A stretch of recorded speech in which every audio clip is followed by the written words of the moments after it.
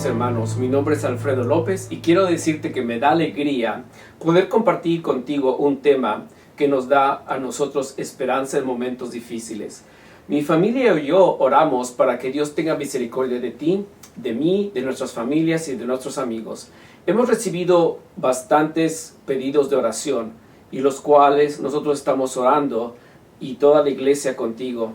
Y quiero decirte que Dios te va a dar todo lo necesario para poder salir adelante. El tema del día de hoy es Dios especialista en lo imposible. Pero antes de comenzar quisiera tener una pequeña oración. Señor, bendícenos para que en este día al abrir tus escrituras tú nos puedas ayudar a comprender y entender el mensaje. Bendícenos, en tu nombre lo suplicamos. Amén. Hoy estamos en el tiempo de la especialización y hay especialidades y expertos en toda la sociedad. Por ejemplo, hay especialistas en informática, especialistas en la cocina gourmet, hay especialistas en la ciencia, la tecnología y todo lo necesario. Y sobre todo en la medicina. En la medicina podemos encontrar especialistas en el corazón, especialistas en el sistema digestivo, especialistas en los ojos, en la piel, en el cáncer, etc. Pero hay una especialización la cual nadie en este mundo tiene y es la especialización en lo imposible. Dios es el único especialista en lo imposible. Según el diccionario, imposible significa algo que no puede ocurrir o es sumamente difícil que suceda. Te invito que este día puedas pensar en aquellas cosas en tu vida que te parece que es imposible que sucedan o que es sumamente difícil que lleguen a ocurrir. Por ejemplo, si yo estuviera enfermo de una cosa incurable, yo no podría por mí mismo tomar un tratamiento y sanar de esa enfermedad. O si yo debiera una deuda tan alta de unos 1 o 2 millones, para mí eso sería algo imposible de pagar. Puede ser la relación con alguien que parece imposible de restaurar. Puede ser un vicio, puede ser un virus, puede ser una pandemia. El caso es que este mundo se nos viene encima y nos encontramos con algo que es imposible de que con mis propias fuerzas pueda lograr. Hay un versículo que quiero compartir contigo que se encuentra en Marcos 10:27. Encontramos aquí una declaración donde dice: entonces Jesús mirándolos dijo: para los hombres es imposible, mas para Dios no, porque todas las cosas son posibles para Dios. Gracias a Dios por tener este texto con una declaración tan importante. Este texto, si tú sabes un poquito, viene por parte de la historia del joven rico. ¿Se acuerdan cuando Jesús les explicó a sus discípulos cuán difícil es de entrar en el reino de los cielos para aquellas personas que confían en sus riquezas? Pues así es. Hay situaciones en la vida que para los hombres son imposibles para resolver, pero nadie en esta vida la va a resolver. Ni los médicos, ni los abogados, ni los ricos, ni empresarios, ni el presidente, ni las personas que nos aman, sino solamente el Dios de los cielos. Dios, que es todopoderoso, lo declara él mismo en Apocalipsis 1:8, donde dice: yo soy el alfa y el omega, el principio y el fin, dice el Señor, el que es, que era y ha de venir, el todopoderoso. Así es, hermano, él es el todopoderoso, él todo lo puede, no hay nada que sea imposible para él. Él es el principio y fin, y todo en este mundo depende de él. Te voy a mostrar en este día 3 ilustraciones que nosotros podemos encontrar en la Biblia que muestran cómo Dios es el Dios de lo imposible y Él es el Todopoderoso. La primera ilustración la encontramos en Mateo 20:30-34. Y voy a leer: al salir ellos de Jericó, les seguía una gran multitud. 2 ciegos que estaban sentados junto al camino, cuando oyeron que Jesús pasaba, clamaron diciendo: Señor, Hijo de David, ten misericordia de nosotros. Y la gente les reprendió para que callasen. Pero ellos clamaban más diciendo: Señor, Hijo de David, ten misericordia de nosotros. Y deteniéndose Jesús, los llamó y les dijo: ¿qué quieres que os haga? Ellos le dijeron: Señor, que sean abiertos nuestros ojos. Entonces Jesús, compadecido, les tocó los ojos y enseguida recibieron la vista y le siguieron. Estos 2 ciegos sabían quién era Jesús y sabía el poder que él tenía.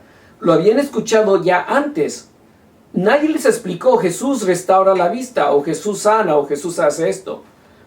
Y ellos sabían que esta era su oportunidad.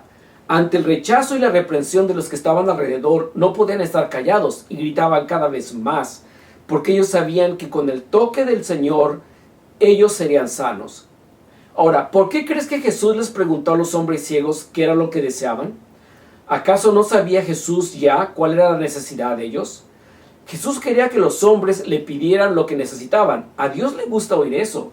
A Jesús le gusta escuchar que nosotros platiquemos con Él, que nosotros hablemos acerca de nuestras necesidades, de nuestros gozos, de nuestras fallas, de todo lo que sucede. Jesús quiere tener un encuentro contigo. Dios quiere que nosotros le pidamos sobre todo lo que necesitamos. Dios quiere que hablemos con Él acerca de todo lo necesario. Y Jesús les preguntó, ¿qué quieres que os haga? Y ante la respuesta, ellos contestaron, que sean abiertos nuestros ojos. Jesús tocó sus ojos y enseguida recibieron la vista. Nadie podía sanarlos, nadie podía hacer nada por ellos hasta que tuvieron un encuentro con Jesús. Y eso necesitas tú y necesito yo, un encuentro con Jesús, con el Todopoderoso. Hasta cierta manera tú y yo somos como uno de esos ciegos, pues sabemos quién es Jesús y lo que puede hacer en nuestras vidas, pero no hay absolutamente nada, ni un cambio en nuestras vidas, porque nos hace falta el toque de Jesús para que nosotros podamos ver. Esto es maravilloso, hermanos. Dios es el especialista en encontrar las soluciones para tu vida y solo tienes tú que pedirle su ayuda. La segunda ilustración se encuentra en un texto que nosotros encontramos muy interesante. ¿Te acuerdas aquel día cuando Jesús llegó con sus discípulos a un lugar y llegaron unos cobradores de impuestos? Y acercándose con Pedro dijeron, vuestro maestro no paga los impuestos de las 2 dracmas. Veamos el texto. Mateo 17, 24 al 27 dice, cuando llegaron a Capernaum vinieron a Pedro los que cobraban las 2 dracmas y le dijeron, ¿vuestro maestro no paga las 2 dracmas? Él dijo, sí. Y al entrar él en casa, Jesús le habló primero diciendo, ¿qué te parece, Simón? Los reyes de la tierra, ¿de quiénes cobran los impuestos y los tributos? ¿De sus hijos o de los extraños? Pero Pedro le respondió, de los extraños. Jesús le dijo, luego los hijos están extensos. Sin embargo, para no ofenderles, ve al mar y echa un anzuelo, y el primer pez que saques, tómalo, y al abrir la boca hallarás un estatero. Tómalo y dáselo por mí y por ti. En cuanto a su valor, una dracma, nosotros podemos pensar que era lo que ganaba un jornalero en aquel día por un día de trabajo. Es decir, que Pedro y Jesús tenían que pagar el equivalente a 2 días de trabajo. ¿Por qué es que Pedro y Jesús tenían que pagar estas 2 dracmas? ¿De dónde sale todo esto? Bueno, en Éxodo 30 tú puedes encontrar un poquito acerca de la historia de los impuestos para el templo. Y dice ahí más o menos que cada varón mayor de 20 años tenía que pagar esto para el sostenimiento de la casa de Dios. Este impuesto en el tiempo de Jesús era equivalente o traducido a las 2 dracmas. Jesús explicó a Pedro que para los miembros de la familia real estaban exentos de este pago. Pero aún así Jesús, siendo el Hijo de Dios, no tenía la obligación de pagar para el sostenimiento de la casa de Dios. Sin embargo, para evitar las ofensas, estaba dispuesto a pagar. El problema, hermano, es que Jesús y los discípulos no tenían dinero para pagar. Y no estamos tú y yo a veces en las mismas condiciones. No tenemos dinero para pagar. No tenemos trabajo. Sabemos que vienen todas las deudas, todos los pagos que hacer y no tenemos ese dinero. Jesús mandó a Pedro a pescar. ¿Quién de ustedes podría decirle a su hijo, sabes qué? Nos hace falta pagar el pago de tu carro, pero quiero que vayas a pescar? La cosa es que Pedro obedeció a Jesús. Y aquí está lo más interesante, lo más importante de esta ilustración. El poder manifestado de Dios sobre la naturaleza. Imagínate por un momento la escena. Jesús sabía que en el fondo del mar de Galilea había una moneda y ordenó a un pez que se coma la moneda, cosa que no es común que hagan los peces. Por lo general los peces sí les agarran una cosa brillante, pero si les cabe en la boca se la tragan. Lo que pasa es que este pez no se la tragó, la guardó en su boca. Y luego el pez fue nadando en la dirección de Pedro y esperó el pez a que el anzuelo de Pedro llegara, y en el momento que llega lo muerde y sigue las instrucciones este pez de Jesús. Y Pedro, cuando jala el anzuelo, agarra el pez, le abre la boca y allí encuentra la moneda.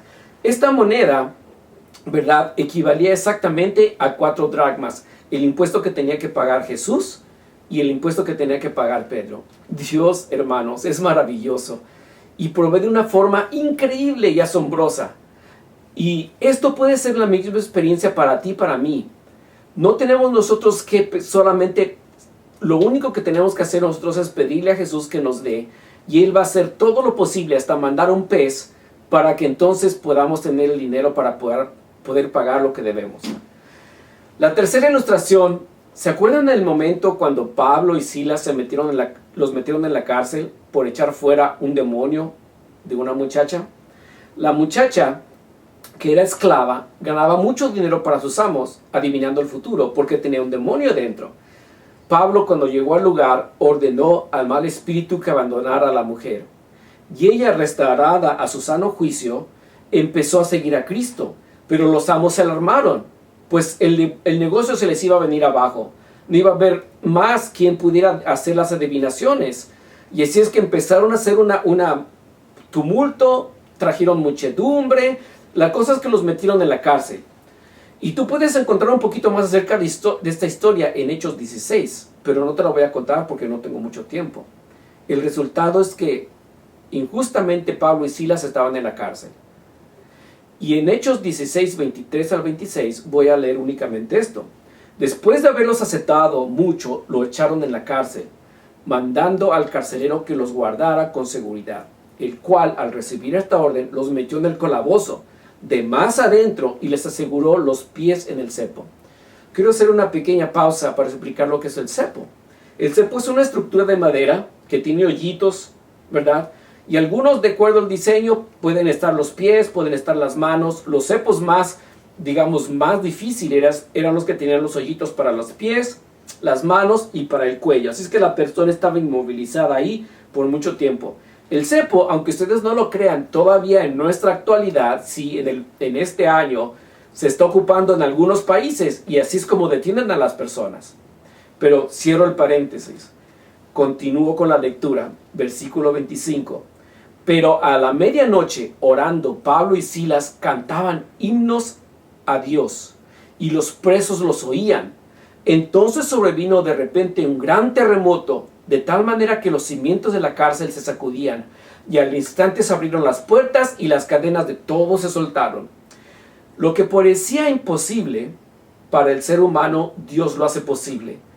No a la manera que los hombres, sino con su poder.